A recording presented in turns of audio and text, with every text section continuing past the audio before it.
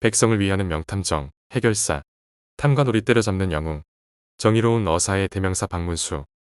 그는 평택에서 출생해 1723년 경종 3년에 문과급제하여 영조의 왕세제 시절부터 교육을 담당했던 스승으로 33년간 영조를 모시며 나라와 백성을 위했던 충신이다. 불같은 성격 때문에 급발진도 자주 하고 대소신료들 앞에서 임금님 뼈 때리는 말도 많이 해서 조선왕조실록에서는 박문수를 미친으로 표현할 정도로 재미있는 일화들이 많다. 한 번은 박문수가 대신들에게 노예라고 해 영조가 상소를 받았다. 당시 지체 높은 양반들에게 천한 노예라고 하는 것은 매우 심한 욕이었다. 전하, 박문수 좀 혼내주세요. 저희한테 진짜 심한 욕을 했어요.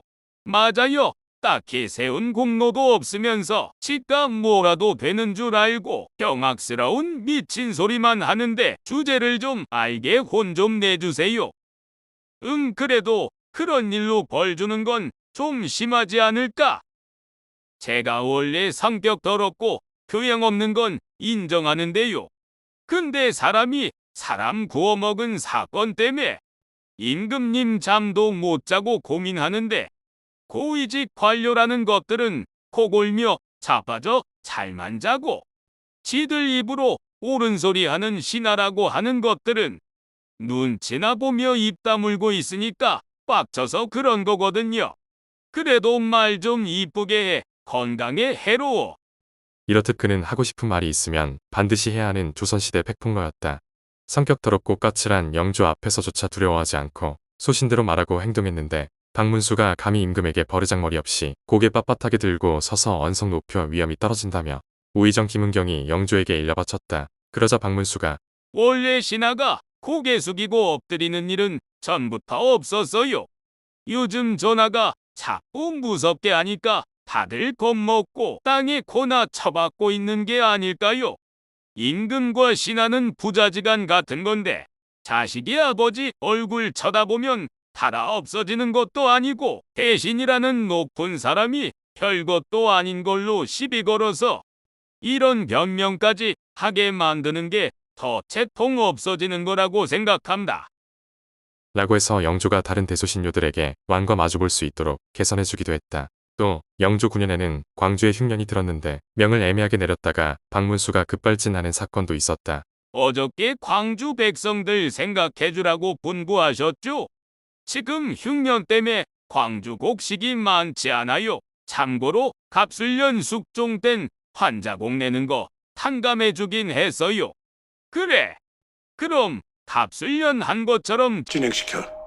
지금 죄 지은 백성들 교화가 되고 있나요? 법도 세워졌어요. 인재들 똑바로 영입해서요. 사대부들이 염치도 없고 백성은 곤궁하고 재물은 고갈되고 유전무죄 유죄에 등용된 신하라곤 얍사비들의 둔탱이들 뿐인데 임금님이 아무리 성군이면 뭐하나 백성들은 이런 사정을 어디 말할 데도 없어요. 돈 쓸 때는 많은데 수입은 없고 엉뚱한 데만 돈 새 나가서 우리처럼 위풍당당한 나라가 춥고 배고픈 거지 꼬라지라고요. 300년 종묘사직이 이렇게 다 무너지고 나라 망하게 생겨서 후손들 보기 창피할 정도라고요. 그래 미안하다. 이 모든 게 다 내가 부덕한 탓이다. 애매한 본분은 이제 안 할게. 불같은 성격을 좀 다스리라며 상소를 올렸는데 저야 원래 도라이라 멋대로 행동했지만 전하가 너그럽게 포용해주니까 별 탈 없이 지내는 거고 그게 고마워서 나도 나라와 임금님 치세를 위해 옳다고 생각하는 건 반드시 전달한 겁니다. 근데 그렇게 트집 잡고 성질내면 지금 전하를 위해서 언짢은 말이라도 무릅쓰고 바른 소리 하면서 충성을 다할 사람이 누가 있겠어요? 저 지금 해야 할 말 많은데 못해서 너무 스트레스 받아요.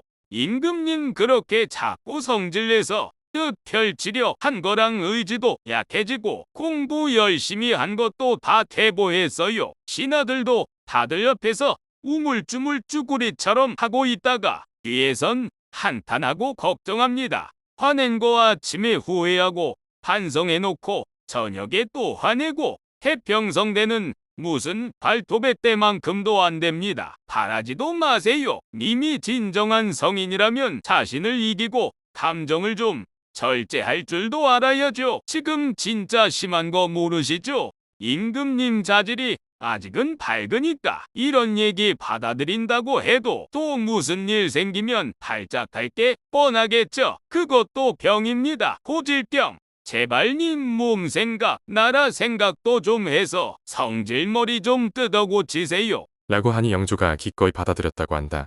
당시 왕에게 대드는 것은 목을 걸고 해야 하는 있을 수 없는 일이었지만 그럼에도 영조와 티키타카가 가능했던 유일한 신하가 바로 박문수였다. 한 번은 영조가 나라를 다스리는 방식에 대해서도 상소에 쓴소리를 한 적이 있었다.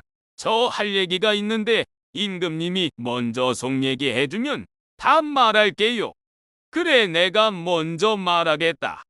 예로부터 중국은 양아치 왕들 때문에 나라가 멸망하고 또 쉽게 생기기도 했는데 우리나라는 중국이랑 달라서 아무리 센 놈들이 쳐들어와도 지배할 수 없었고 선대왕부터 지금 나까지 대르리어 왔잖아.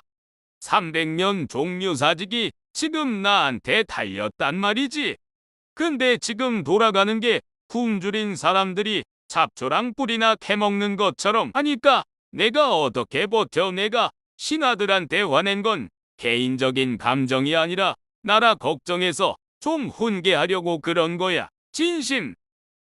보통 나라 세운 임금은 막 떠오른 해처럼 기세가 있어서 대충 해도 다스릴 수 있는데 그 뒤 임금들은 그렇지가 않아요. 낡은 관습 그대로 하면 큰일 난다고요. 지금 전하가 분발하고 힘쓰시니까 이건 나라가 크게 변화될 징조랄까. 근데 전하가 정이 많아서 죄 지은 신하들 제대로 벌을 안 주고 화만 내는 게 문제라고요. 딱 한 번 탕평하시고는 입 닫고 해버리니까 저 아래 것들 허물을 전하한테 고하는 사람이 누가 있어요? 오광훈만 해도 직급도 높은 양반 한 일이라곤 저 아래 직급 2명만도 못한데 이게 사람을 제대로 쓴 거냐고요?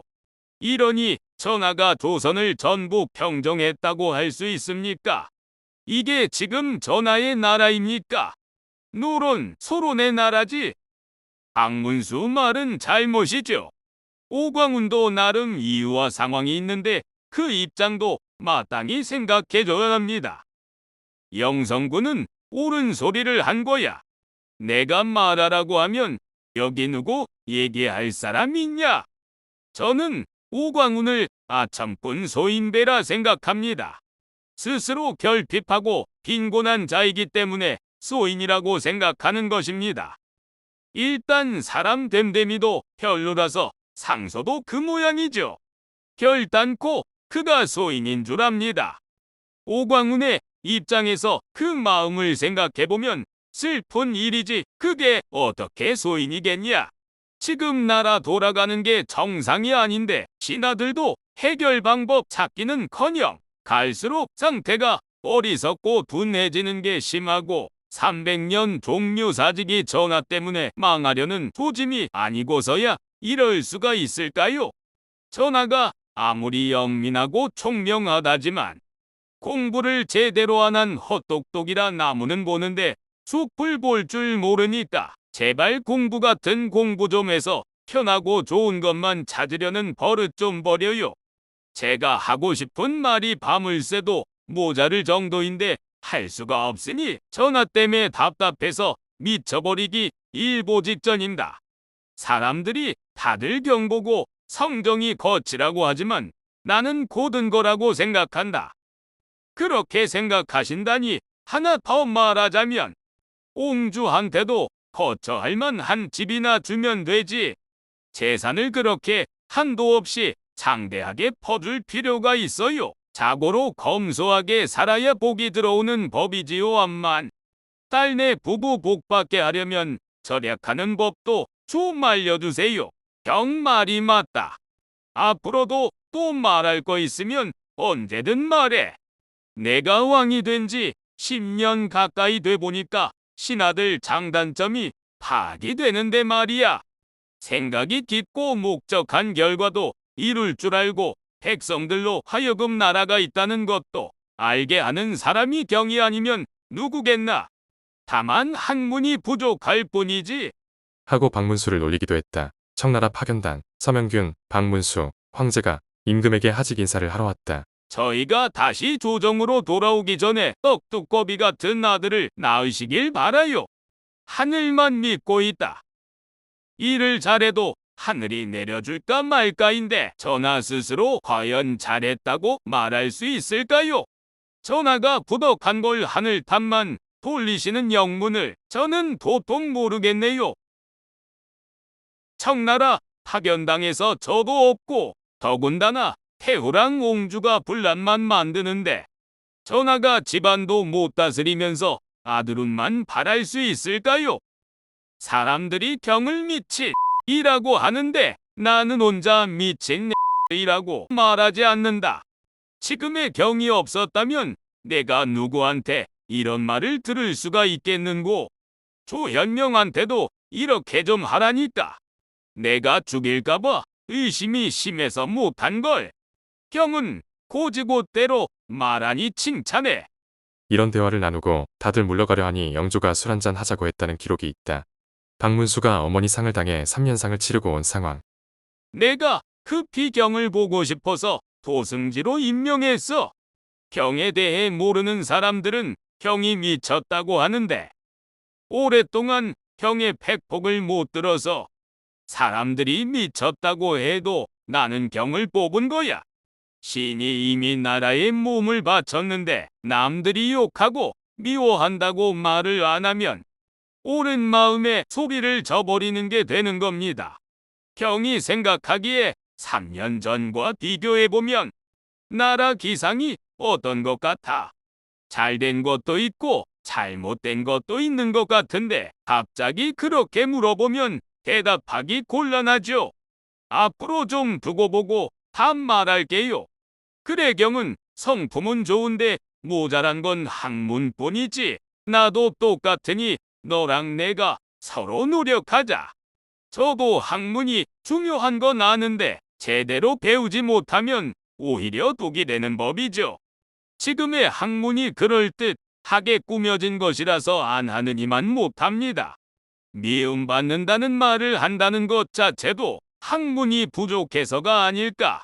지금 공자가 살아있어도 그분도 미움받을걸요. 제가 곰곰이 생각해보니 전하께서는 신하를 부릴 줄을 모르는 것 같아요. 말만 번지르하고 실속 없는 인간들이 원래 잔머리가 있는 법이죠. 충직하고 꾸밈 없는 사람은 천하를 꿰뚫어 볼 수 있습니다. 경의 말에 동감해. 제가 비록 무식해도 말한 건 책으로 써도 될 정도라고요. 경이 예쁜들 같은 면이 있지. 신이 선대왕 때부터 계속 간언해왔고 전하를 어릴 때부터 모시면서 참 열심히도 충심을 다했죠. 제가 허세 부리는 것 같이 보시겠지만 권세를 누리려 해본 적이 없으니까 벼슬이 조금도 오르지 않고 이러고 있는 겁니다. 내가 잘 알지. 경이 아니면 그 누구도 이런 말 못하지.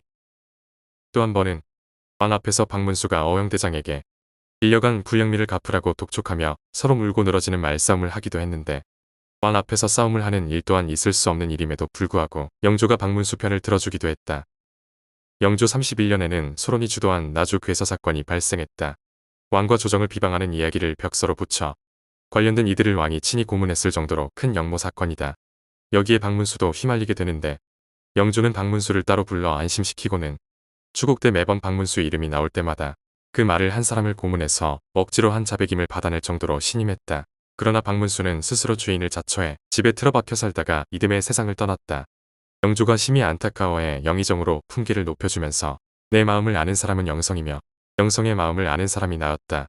그가 언제나 나라를 위하는 충성이 깊었음을 나는 알고 있다라고 하였다.